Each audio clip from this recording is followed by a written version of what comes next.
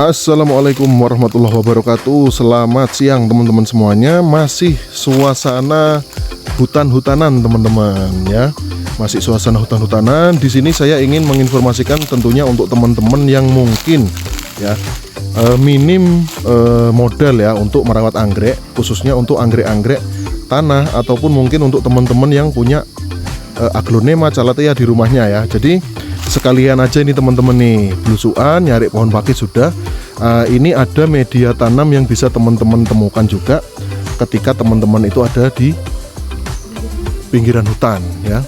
Salah satu media tanam ini juga bisa untuk segala jenis macam tumbuhan yang terutama yang menggunakan media tanam tanah teman-teman ya. Media apakah itu mungkin teman-teman sudah ada yang sedikit menebak-nebak. Ayo ikutin terus videonya. Nah teman-teman, Indonesia itu kalau dibilang kaya, saya setuju ya, kaya banget teman-teman ya. Oke, ini di antara pepohonan yang rindang-rindang. Ayo kita menuju ke sini. Ini teman-teman nih, daun kita pinggirkan dulu. Nah ini untuk teman-teman yang mau nyari kompos ya, kompos dari alam nih ya, kompos dari alam gratis tidak bayar ya. Ini teman-teman, ini adalah tanah gembur ya, kompos alami yang memang terbentuk di alam ya. Ini terbentuk karena ya ini daun-daun yang sudah kering ini nanti waktu saatnya hujan dia akan menyatu dengan tanah, lapuk ya. Akhirnya tanahnya seperti ini teman-teman. Ini sangat gembur ya, tuh. Nah, ini saya dulu pernah teman-teman mempraktekkan ngambil ini ya, tanah seperti ini. Di rumah saya tampur dengan tanah merah, terus kemudian saya kasih sedikit sekam ya. Ini sudah nggak perlu saya campuri kompos lagi teman-teman, nggak perlu beli kompos lagi karena ini tanahnya sendiri sudah kompos ya. Tuh, kompos alami terbuat karena ini proses alam ya teman-teman ya tuh. Ini kompos yang penuh dengan vitamin nutrisi untuk tumbuhan teman-teman ya. Ya, ini sudah daun yang busuk, dari cacing, dari kotoran hewan dan sembarang kalir ya, sudah ada di dalam sini, sehingga ini nutrisinya sudah bagus kalau untuk campuran media tanam ya. Nah biasanya teman-teman ya, di tanah-tanah yang gembur seperti itu ada beberapa anggrek tanah yang hidup teman-teman ya. Mungkin di sini saya nggak menemukan karena ini di pinggiran hutan teman-teman ya.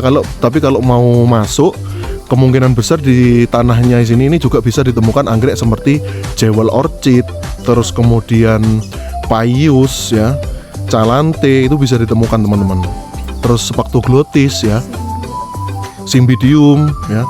Nah sama seperti waktu saya pernah ikut hunter nyari Vanda tricolor ya. Di situ ada calanthe, payus, terus kemudian Cymbidium sigmoideum itu juga di sana teman-teman. Cuman beda lokasi dengan ini teman-teman ya.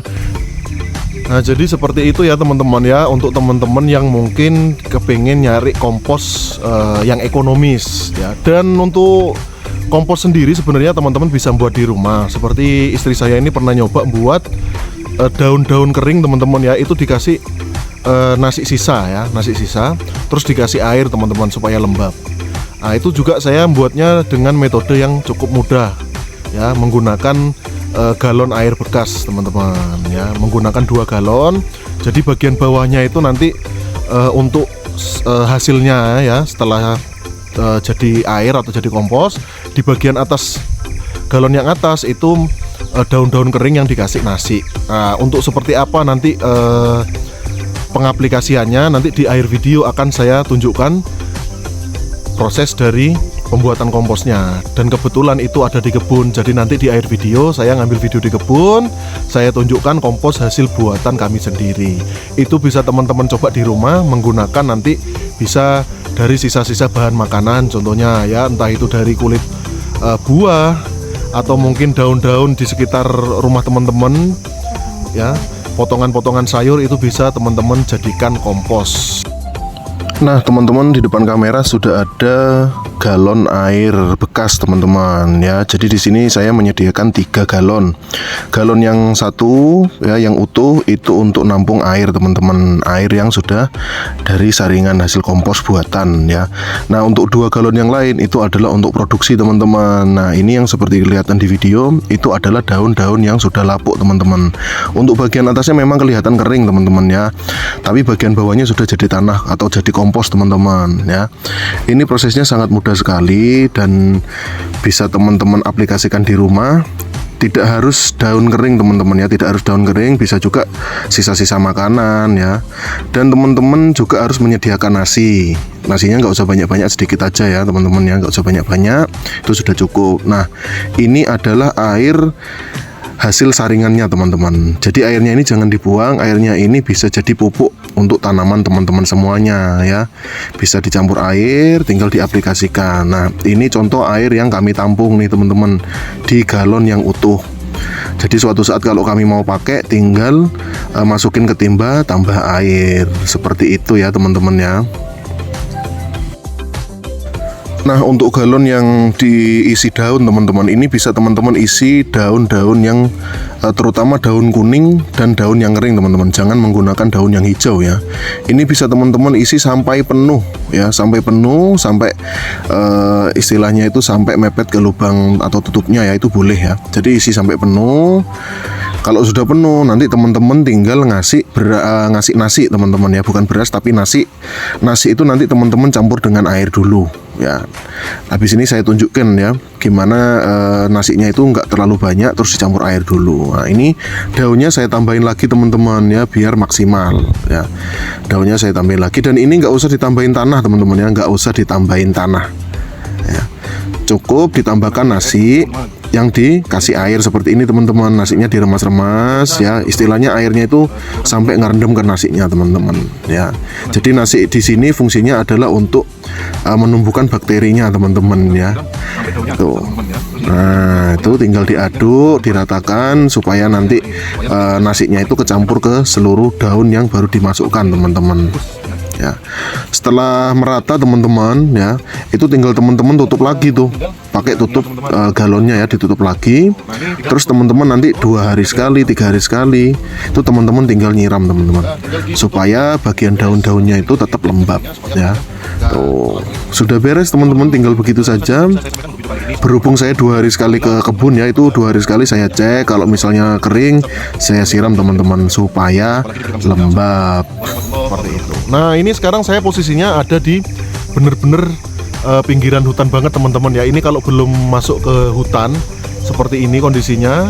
Dan ini di belakang saya ini ada kafe yang sudah tutup. Nah kalau teman-teman kepengen lihat yang ada di belakang saya, kota Banyuwangi, nah itu sepertinya seperti itu. Cuman ini posisinya sedang berkabut, jadi nggak begitu kelihatan teman-teman ya.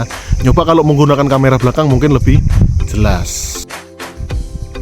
Nah harusnya dari ketinggian ini teman-teman, kalau cuacanya bagus, otomatis kota-kota yang ada di bawah-bawah ini pasti kelihatan. Berhubung ini kondisinya berkabut teman-teman, cuacanya ya kurang bersahabat, jadi kota Banyuwangi kalau dilihat dari atas nggak kelihatan karena ketutup oleh kabut teman-teman ya. Bahkan Pulau Bali pun nggak kelihatan teman-teman ya. Harusnya kalau dari sini Pulau Bali itu kelihatan ya. Terus Pulau Bali itu gunungnya di sana biasanya kelihatannya ya. Terus laut. Terus di sini sudah kota-kota nih teman-teman nih, kota-kota Banyuwangi ya, sampai daerah ke selatan ya, itu kelihatan banget. Ini sebenarnya di daerah utara sini bangunan-bangunannya kalau dilihat dengan kasat mata ya itu kelihatan teman-teman, meskipun ketutup kabut. Tapi kalau dari kamera HP nggak kelihatan ya. Bahkan gunung yang di Bali pun kelihatan teman-teman, harusnya. Tapi nggak apa-apa ya, ini mungkin next kalau misalnya cuacanya lebih cerah, teman-teman akan saya ajak lagi healing ke sini supaya nanti kalau teman-teman ke Banyuwangi nggak bingung untuk nyari tempat refreshing ya.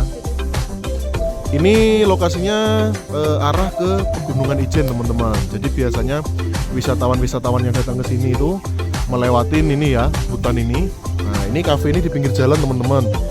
Nah dari arah kota sana terus ini masuk hutan, itu nanti sampai ke base camp pergunungan ya. Itu namanya apa jenengnya, Paltuding ya, kalau kita nyebutnya Paltuding ya. Nah, ini di pinggir hutan teman-teman. Nah, ini pohon ini bisa teman-teman lihat sendiri ya. Ada Dendrobium linearifolium nih.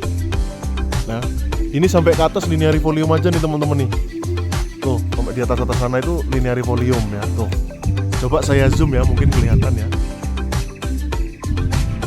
Nah, tuh Dendrobium linearifolium, satu pohon teman-teman. Ini sampai yang paling bawah, ini ada linearifolium ya. Mantap ini teman-teman. Tuh, linearifoliumnya tuh. Kondisi dewasa teman-teman, meskipun ukurannya kecil kayak gini, ini sudah siap bunga nih teman-teman. Oh, ada yang bunga. Coba lihat lagi. Nggak kelihatan guys, dari sini ketutupan cahaya. Ya. Enaknya kalau anggrek hutan ukuran kecil tapi sudah dewasa.